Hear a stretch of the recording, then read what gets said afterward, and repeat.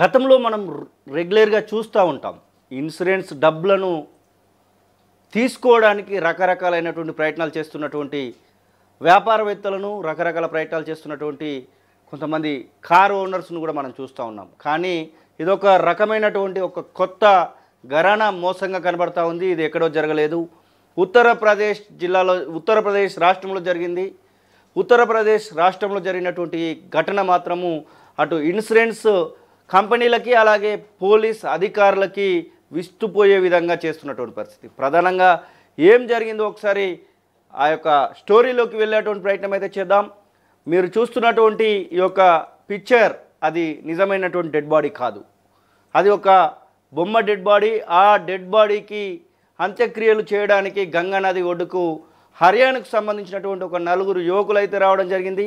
వారు అక్కడికి వచ్చినటువంటి సందర్భంలో సాధారణంగా అంత్యక్రియలు చేసేటువంటి సమయంలో చేసేటువంటి అన్ని కృతులను కూడా చేయకుండా నేరుగా చితిపైకి ఒక డెడ్ బాడీ రూపంలో ఉన్నటువంటి ఒక బొమ్మను తీసుకెళ్ళి దానిపైన పెట్టడంతో అక్కడ ఉన్నటువంటి కొంతమందికి అనుమానం వచ్చింది. అనుమానం వచ్చిన వెంటనే వారు ఏంటిది ఇలా డైరెక్ట్గా తీసుకెళ్తున్నారు, కనీసం ఇక్కడ జరపాల్సినటువంటి కార్యక్రమాలు కూడా జరపట్లేదు ఏంటని చూసినటువంటి సందర్భంలో ఒక విస్తుపోయేటువంటి నిజమైతే బయటపడింది. వారు తీసుకొచ్చింది ఒక బొమ్మ డెడ్ బాడీని మాత్రమే. బొమ్మ రూపంలో ఉన్నటువంటి ఒక మనిషి రూపంలో ఉన్నటువంటి డెడ్ బాడీని ఆ పాడపైన మోసుకొని వచ్చారు. వారు ఇలా ఎందుకు చేశారని చెప్పేసి అడుగుతున్నటువంటి నేపథ్యంలో 4 తీసుకొస్తే దానిలో 2 తప్పించుకున్నారు. కేవలం 2 మాత్రమే అక్కడ ఉన్నటువంటి లోకల్ వాళ్ళకైతే దొరకడం జరిగింది. వాళ్ళు దొరికినటువంటి నేపథ్యంలో వారిద్దరిని పట్టుకొని పోలీసులకు అప్పగించిన తర్వాత అసలు విషయం బయటపడింది. అసలు ఏం విషయం బయటపడిందంటే గ్రహముక్తేశ్వర్ యూపీకి సంబంధించి ఉత్తరప్రదేశ్కి సంబంధించినటువంటి గ్రహముక్తేశ్వర్ గంగా నది దగ్గర ఈ యొక్క తతంగం అయితే జరిగినటువంటి పరిస్థితి. మొత్తం మీద ఆ 2 పట్టుకొని పోలీసులు విచారించినటువంటి నేపథ్యంలో కేవలం ఇన్సూరెన్స్ డబ్బులను కాజేయడానికి మాత్రమే ఈ యొక్క డ్రామా ఆడామన్నటువంటి మాటలను వారు చెప్పినటువంటి పరిస్థితి. గతంలో మనం చూసాము, ఇన్సూరెన్స్ డబ్బుల కోసము కారు డ్రైవర్లను దానిలో వేసి కాల్చేటువంటి ప్రయత్నం చేసి కేవలం కారు మాత్రమే కాలిపోతుంది, కానీ డ్రైవర్ను ఎక్కడనో పక్కకు తప్పించేసి వారి పేరు మీద ఫేక్ డెత్ సర్టిఫికెట్లను తీసుకొచ్చి ఇన్సూరెన్స్ డబ్బులను తీసుకున్నటువంటి కొన్ని తతంగాలు చూసాము. ఆ తర్వాత కొన్ని షాపులకు సంబంధించినటువంటి యజమానులు కూడా ఫైర్ యాక్సిడెంట్ జరిగినట్టుగా క్రియేట్ చేసి ఇన్సూరెన్స్ డబ్బులను తీసుకున్నటువంటి సందర్భాలు చూసాము.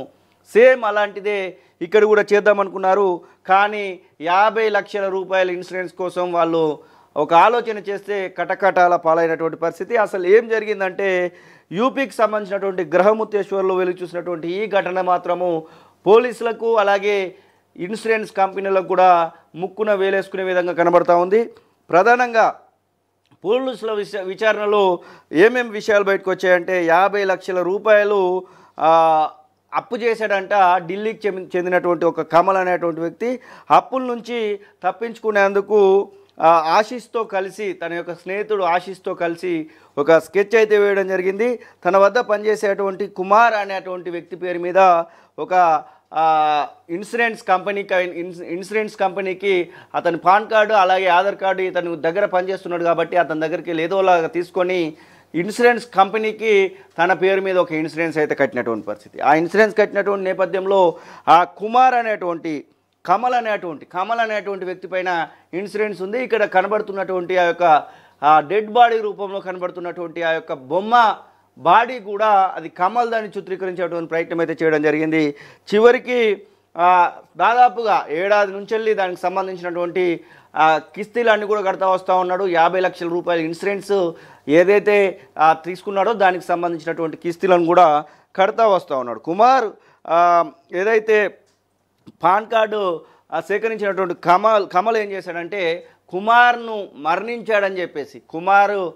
మరణించాడని చెప్పేసి ఒక ఫేక్ డెత్ సర్టిఫికేట్ కావాలంటే అతనికి సంబంధించినటువంటి అంత్యక్రియలు పలానా ప్రాంతంలో జరిగాయి అని చెప్పేసి ధృవీకరణ జరగాలి. ఆ ధృవీకరణ కోసము ఈ యొక్క ఫేక్ డెడ్ బాడీకి అంత్యక్రియలు జరిపేటువంటి ప్రయత్నం అయితే చేసింది. మొత్తానికైతే ఆ యొక్క ఏర్పాట్లను కూడా చాలా చాకచక్యంగా ఏర్పాటు చేయడం జరిగింది. కానీ చివరికి అక్కడున్నటువంటి ఎవరైతే ఆ గంగా నది గ్రహముక్తేశ్వర్ దగ్గర ఉన్నటువంటి వారు దాన్ని పసిగట్టడము, వెంటనే ఆ యొక్క బొమ్మ డెడ్ బాడీ పైన ఉన్నటువంటి క్లాత్ను పక్కకు జరిపినటువంటి నేపథ్యంలో మొత్తానికైతే దొంగ బయటపడ్డాడు. చివరికి ఎవరైతే ఈ కుమార్ ఎవరి పేరు మీదనైతే ఈ యొక్క ఇన్సూరెన్స్ ఉందో ఆ కుమార్ను పోలీసులు కనుక్కుంటే అసలు ఇన్సూరెన్స్ తీసుకున్నటువంటి విషయమే మాకు తెలియదు అనేటువంటి మాట చెప్తా ఉన్నారు.